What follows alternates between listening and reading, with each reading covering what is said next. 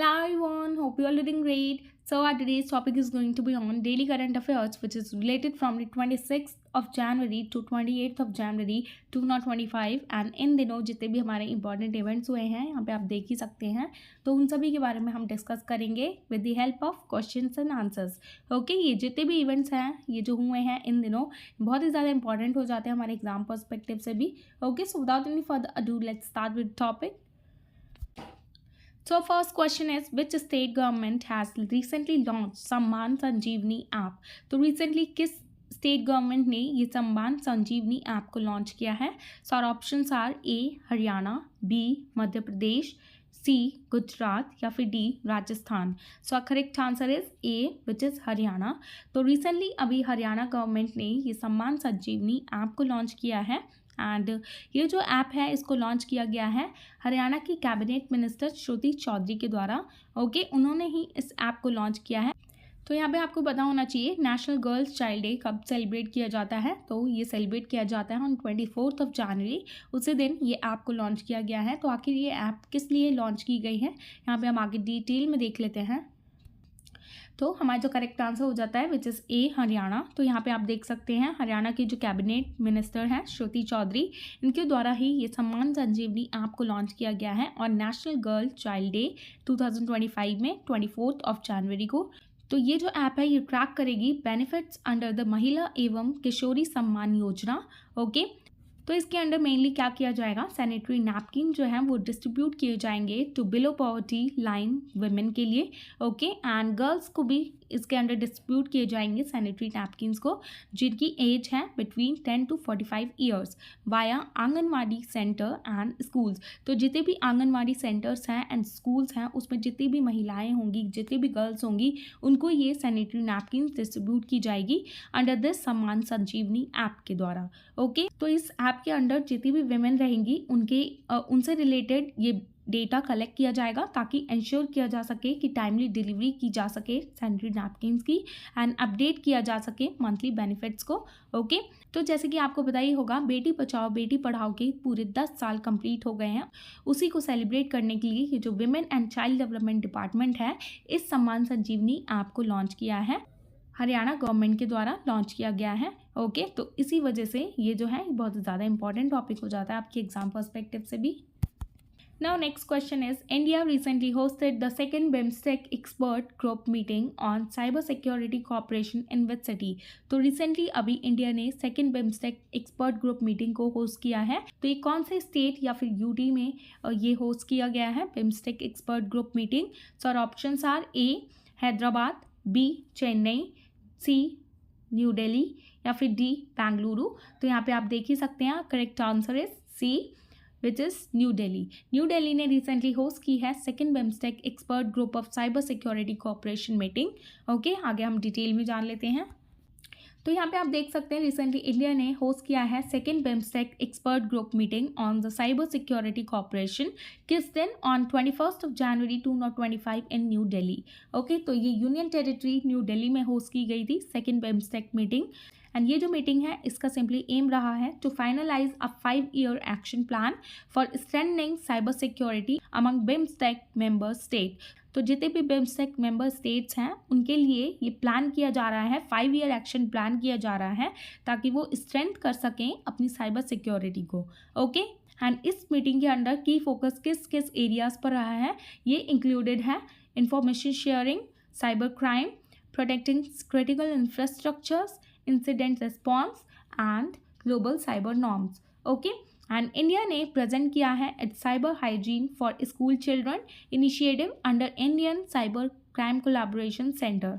Okay, one more important point, ये जो first meeting थी इसकी BIMSTEC expert group meeting on cyber security, तो ये कब होस्ट की गई थी? इन द ईयर 2022 में इंडिया में एट न्यू दिल्ली. ओके, तो ये सेम प्लेस पर ही की गई थी. तो ये सारी चीज़ें आपको पता होनी चाहिए. Now next question is, Nahargarh wild sanctuary is located in which state? तो रिसेंटली ये जो नहरगढ़ वाइल्ड सेंचुरी है ये न्यूज़ में रही है, ये कौन से स्टेट पे लोकेटेड है? So our options are A Uttar Pradesh, B Rajasthan या फिर सी गुजरात, डी कर्नाटक. तो हमारा जो करेक्ट आंसर हो जाएगा विच इज़ बी राजस्थान, आपको नेम से ही पता चल रहा होगा, Nahargarh wild life sanctuary which is located in Rajasthan. Okay, यहाँ पे आप देख सकते हैं ये अरावली हिल्स में लोकेटेड है 20 किलोमीटर्स फ्रॉम जयपुर राजस्थान। तो यहाँ पे आप देख सकते हैं ये राजस्थान का मैप है। तो यहाँ पे ये देख सकते हैं आप, नहरगढ़ वाइल्ड लाइफ सेंचुरी है, यहीं पर ये लोकेटेड है। आगे हम देख लेते हैं ये न्यूज़ में क्यों रही है। तो हमारा जो करेक्ट आंसर हो जाएगा विच इज़ बी, राजस्थान। तो रिसेंटली अभी फॉरेस्ट डिपार्टमेंट जो है राजस्थान का, उन्होंने प्लान किया है कि वो रिवाइज करेंगी यानी कि रीलोकेट करेंगी नहरगढ़ वाइल्ड लाइफ सेंचुरी की बाउंड्री, क्योंकि टू एड्रेस लीगल इश्यूज़। तो लीगल इश्यूज़ को एड्रेस करने के लिए वहाँ की बाउंड्रीज़ को रीलोकेट किया जाएगा, रिवाइज किया जाएगा। ओके, एंड आपको पता होना चाहिए ये जो नहरगढ़ वाइल्ड लाइफ सेंचुरी है ये लोकेटेड है अरावली हिल्स में around 20 kilometres from Jaipur Rajasthan. Okay, and ये फैली हुई है एक एरिया में of 720 hectares and is named after the historic Nahargarh fort built in 18th century by Maharaj Sawai Jaisingh two. तो एक हिस्टोरिक फोर्ट जो है नहरगढ़ फोर्ट वो 18th सेंचुरी में बनाया गया था, किसके द्वारा? बाय महाराज सवाई जयसिंह टू के द्वारा। ओके, ये दूसरे नंबर के महाराज सवाई जयसिंह राजा थे, तो उन्हीं के द्वारा ये नहरगढ़ फोर्ट को बिल्ड किया गया था, इन्हीं के ऑर्डर्स पर।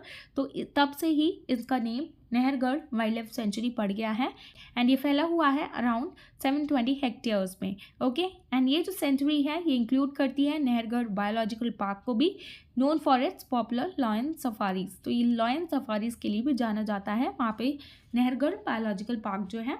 Okay, so just remember all these points. Now next question is Pangsu Pass which was recently seen in news lies between which two countries? तो Pangsu Pass ये कौन सी दो कंट्रीज के बीच में पड़ता है?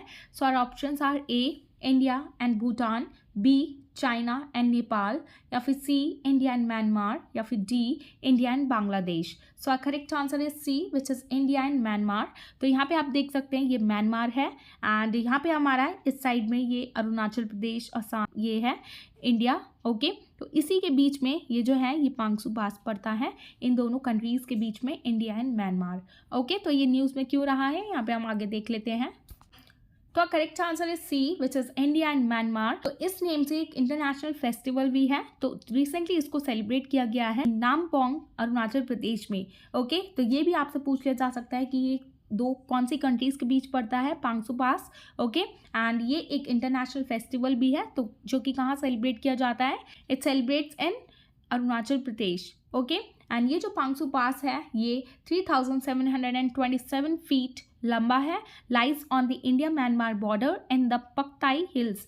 तो ये हिल्स का नेम भी आपको याद होना चाहिए, इंडिया एंड म्यांमार बॉर्डर पे एक पटकाई हिल्स है, तो ये वहीं पे लाई करता है Pangsau pass. Okay, and it is named after Pangsau जो कि एक बर्मीज विलेज है 2 kilometre from the pass and serves as an easy route to Burma from Assam. Okay, इसीलिए एक बर्मीज विलेज के ऊपर इसका नेम रख दिया गया था पांगसू पास। एंड इस पांगसू पास के पास एक लेक है जिसका नेम है lake of no return. Okay, lake of no return जो कि है म्यांमार में, is visible from the pass, पास से ही दिखती है वो, जिसका नेम है lake of no return which lies in Myanmar. Okay, and ये जो पास है इसे हेल गेट के नेम से भी जाना जाता है for its challenging terrain. Okay, तो इसकी जो चढ़ाई है ये काफ़ी रिस्की हो जाती है, तो ये पास भी बहुत ही ज़्यादा रिस्की हो जाता है, इसी वजह से इसका नेम हेल गेट भी रखा गया है। Okay, so just remember all these points. Now next question is which two Indian cities recently joined the list of accredited wetland cities under the Ramsar Convention? तो इंडिया की किन दो cities ने recently join किया है the list of wetland cities Ramsar convention के under? ठीक है, तो दो सिटीज़ जो हैं जिनका नेम रहेगा, सो हमारा जो करेक्ट आंसर हो जाएगा which is C Indore and Udaipur. यहाँ पे आप देख सकते हैं ये इंदौर एंड उदयपुर ये दो फर्स्ट टू इंडियन सिटीज़ बन गई हैं जिन्होंने रिसेंटली अभी ज्वाइन किया है the global list of wetland accredited cities under the Ramsar convention. Okay, तो यहाँ पे आप देख सकते हैं पहला जो है यही इंदौर है which is in Madhya Pradesh and next जो है उदयपुर है which is in Rajasthan. Okay, तो ये दोनों फर्स्ट इंडियन सिटीज़ बन चुकी हैं as wetland cities under the Ramsar convention. And ये जो रामसार कन्वेंशन है जो कि प्रमोट करता है conservation and wise use of wetlands globally across 172 member countries. तो इंडिया की इन दो सिटीज़ को इसलिए रिकॉग्निशन दिया गया है क्योंकि जैसे जो वेटलैंड्स होती हैं उनका कंजर्वेशन किया जाता है, उन्हें अच्छे से रखा जाता है। तो वहाँ पे भी जो वेटलैंड्स हैं उन्हें भी अच्छी तरीके से रखा जा रहा है, उनकी प्रोटेक्शन की जा रही है। इसीलिए इन दोनों सिटीज़ को, वहाँ की जो वेटलैंड्स हैं उसको इसके अंडर लिस्ट में शामिल कर लिया गया है। इसी वजह से ये 2 सिटीज़ को अक्रेडिटेड किया गया है अंडर दिस रामसर कन्वेंशन। तो ये एक्रीडिएशन मीन्स होता क्या है, इनको रिकॉग्नाइज किया गया है इन 2 सिटीज़ को, valuing and conserving natural and human made wetlands. तो ये जो दोनों सिटीज़ हैं ये वहाँ की natural and human man made जो वेटलैंड्स हैं उनको सही तरीके से कंजर्व कर रही हैं एंड प्रोटेक्ट कर रही हैं। इसीलिए इन दोनों सिटीज़ को वहाँ की लिस्ट में शामिल कर लिया गया है under the Ramsar Convention. Okay, and the latest round accredited 31 cities including these two, bringing the global total to 74 wetland cities. Okay, तो latest round जो accredited किया गया है total 31 cities को किया गया है and जिसके अंडर ये 2 cities भी included हैं जो कि अब globally कितने टोटल हो जाते हैं wetland cities, 74 wetland cities total हो जाते हैं globally. And India currently has 85 protected wetlands under the Ramsar treaty. तो इंडिया के अंडर करेंटली 85 प्रोटेक्टेड वेटलैंड्स है, ये भी पता होना चाहिए आपको। Okay, so just remember all these points. Now next question is advanced towed artillery gun system which is abbreviated as ADAGS is developed by which organization?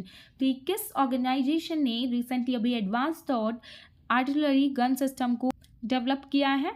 So our options are A DRDO, B ISRO, C HAL या फिर D BDL which simply stands for Bharat dynamic limited. तो हमारा जो correct answer हो जाएगा which is A defence research and development organisation which is abbreviated as DRDO।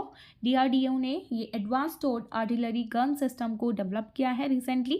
Okay, तो recently DRDO ने show किया था इस advance towed artillery gun system को during the 76 Republic Day parade. तो जैसे कि आपको पता ही है रिपब्लिक डे अभी जाके गया है, उसी दिन ये 76 रिपब्लिक डे परेड वाले दिन DRDO ने ये शो किया था advance towed artillery gun system को।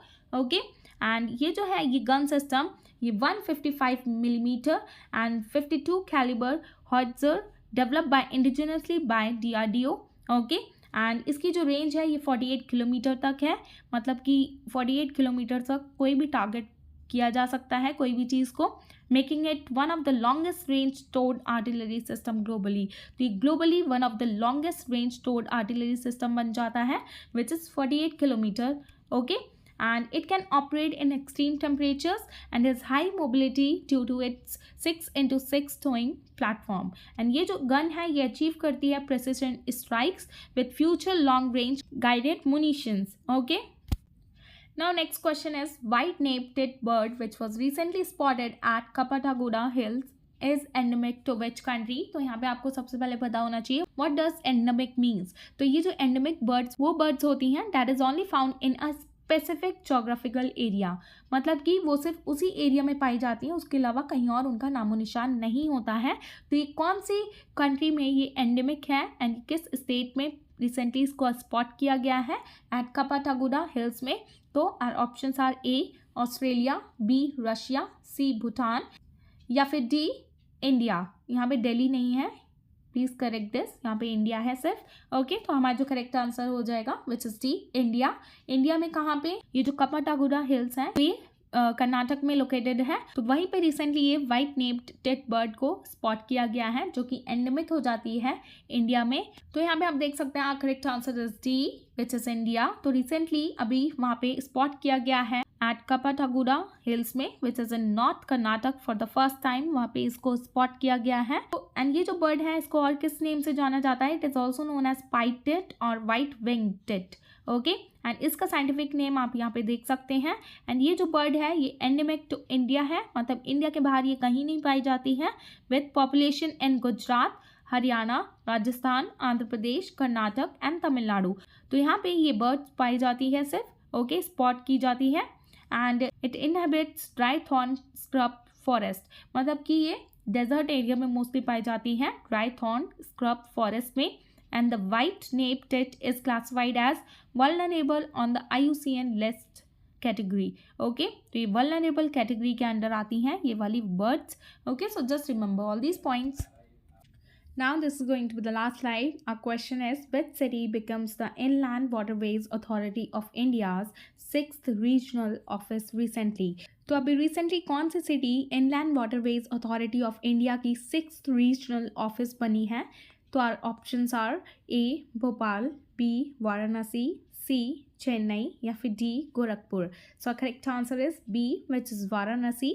ओके, एंड नेक्स्ट स्लाइड में हम इसके बारे में जान लेते हैं. तो रिसेंटली अभी इंडिया ने 6th inland waterways authority of India का रीजनल ऑफिस सेटअप किया है इन वाराणसी. ओके, तो यहाँ पे आपको पता होना चाहिए ये जो IWAI है ये कब इस्टेब्लिश किया गया है. इसको inland waterways authority of India को इसको इस्टेब्लिश किया गया है इन द ईयर 1986 में under the inland waterways authority of India act 1985, जो कि फोकस करती है on developing and maintaining inland water transport infrastructure on national waterways. Okay, तो ये इंफ्रास्ट्रक्चर पर फोकस करती है एंड जो भी डेवलपमेंट होना चाहिए एंड रेगुलेशंस होने चाहिए related to inland waterways for shipping and navigation. तो उस वजह से ये जो अथॉरिटी है ये इंडिया में इसके 6 रीजनल ऑफिस सेटअप किए जा चुके हैं अब प्रेजेंट में. तो पहले इसमें टोटल 5 रीजनल ऑफिसर्स थे बट अब प्रेजेंट में 6 हो गए हैं क्योंकि 6th जो है वो वाराणसी है. ओके, एंड ये जो इंफ्रास्ट्रक्चर करने की परमिशन कौन देता है इसके अंडर ये जो परमिशन दी जाती है, permission grants from the ministry of ports, shipping and waterways. And इसका जो हेडक्वार्टर है नोएडा में है विच इज़ इन उत्तर प्रदेश. यहाँ पे आप देख सकते हैं with total 6 regional offices in Guwahati, Patna, Kochi, Bhubaneswar and Kolkata. ये टोटल 5 है एंड जो प्रेजेंट में अभी बना है which is the 6th one Varanasi. Okay, and the Varanasi office will oversee development works on the Ganga. तो ये जो वाराणसी है इसका जो ऑफिस है ये किस लिए बनाया गया है? ये देखने के लिए बनाया गया है for the development works on the Ganga river and it's tributaries in Uttar Pradesh, and जो कि इंक्लूड करेंगी reverse also like Betwa, Chambal and Gomti. Okay, तो ये सारी चीज़ें आप याद रखिएगा, ये बहुत ही ज़्यादा इंपॉर्टेंट पॉइंट हो जाता है. एंड इसको कब इस्टेब्लिश किया गया था? इसको इस्टेब्लिश किया गया था इन द ईयर 1986 में under the inland waterways authority of India act 1985. Okay, so just remember all these points. And इसका जो हेडक्वार्टर है वो है नोएडा में. Okay, so this is the end of the topic and I hope you found this video informative, and if you found this video informative please give it a thumbs up, and for more informative videos please like, share and subscribe to my channel which is Shiva's Education. And thanks for watching. Bye bye, take care, I'll see you in the next one.